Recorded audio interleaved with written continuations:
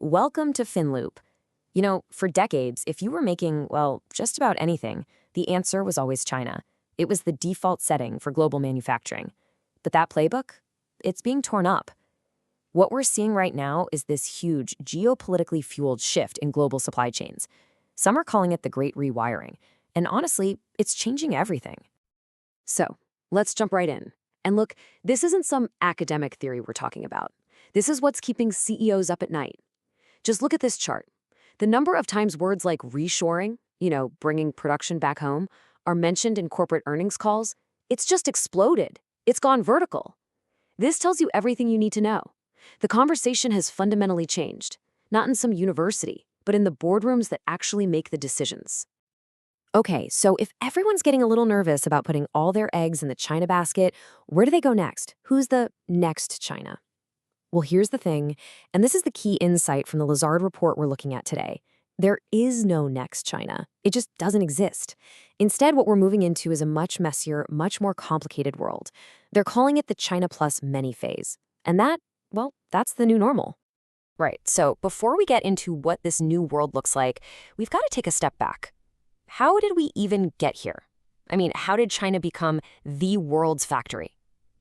Let's break it down. It really came down to a perfect storm of three things. First, they swung the doors wide open to foreign investment. All this money and, just as importantly, all this expertise came flooding in. Then, they went on an infrastructure building spree like nothing the world had ever seen. We're talking state-of-the-art ports, high-speed rail, everything. And the third piece of the puzzle? People. A massive, young, hungry workforce. You put those three things together, and yeah, it was pretty much an unstoppable force. But that was then. Today, those foundations, which once looked like solid granite, are starting to show some pretty serious cracks. We're seeing this mix of pressures, both from inside and outside China, that are starting to, well, unravel the whole thing. And if you want one single chart that tells the whole story, this is it. Look at this. For the first time in decades, foreign direct investment into China actually went negative. I mean, just let that sink in for a second. More money was being pulled out of China than was going in. That is a huge flashing red light. It's basically a massive vote of no confidence from the people who control the money. So what's going on? Why are investors suddenly getting so spooked? It really boils down to three big things. First, you've got the worsening geopolitics and all the trade tension. That just means more uncertainty, more risk, and frankly, more costs from things like tariffs. Second, China's own policies are increasingly designed to help their local companies, which means the playing field isn't exactly level for foreign firms anymore. And third, their own domestic market isn't as strong as it used to be, so it's not the guaranteed growth engine it once was. Okay, but, and this is a really, really big but, it would be a huge mistake to think this is some simple story about China's decline. It's not. Not at all. Writing off China's manufacturing might, that would be a massive miscalculation. The place is still an absolute powerhouse, and its strengths run deep. And this quote really just nails the dilemma, right? You've got all these geopolitical tensions and economic headwinds on one side, but you have to balance that against the cold, hard fact that China is still the biggest exporter on the planet. And, maybe more importantly, it's making a really successful shift from just making cheap stuff to building incredibly advanced products. So you can see the tightrope that companies are trying to walk here.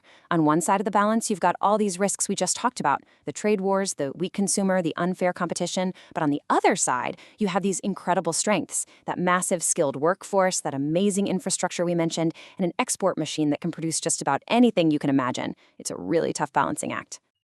And hey, if you need proof that China is moving up the value chain, look no further than this. This is incredible.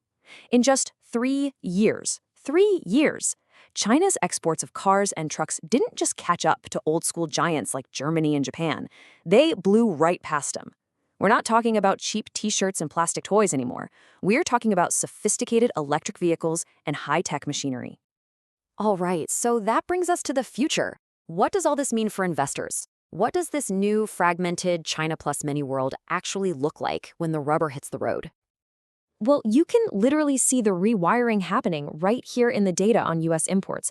Look at the column for China. It's a sea of red. But then look at the others. Mexico, Vietnam, India, Thailand, they're all popping. These are the plus many countries. You're watching the diversification happen in real time, right on this chart. So the story seems pretty simple, right? Companies are leaving China and setting up shop somewhere else. End of story. But it's not that simple, not by a long shot.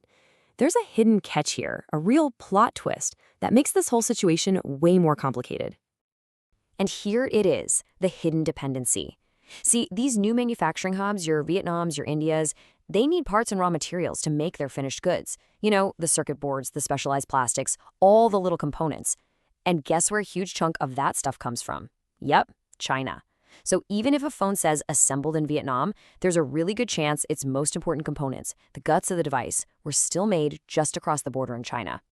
So what does this all mean for you as an investor? Well, a few key things. First, and this is the big one, stop looking for the next China. It's not out there. It's a plus many world now, and you have to think that way. Second, you have to dig deep. You can't just look at where something is assembled. You have to follow the supply chain all the way back to find those hidden Chinese dependencies. And finally, geopolitics isn't some side issue anymore. It's front and center. It's now a primary variable you have to factor into every single investment decision. And that leaves us with the one big question that really hangs over all of this. As the entire world tries to de-risk from China, you have to ask, are they actually diversifying away from the risk? Or are they just displacing it? Are they just hiding it one step further down the supply chain, creating a system that's even more complex and maybe, just maybe, even more fragile than before? That's the multi-trillion-dollar question for the next decade. For more insights like this on finance, investing, and the global economy, make sure you're subscribed to Finloop. Thanks for tuning in.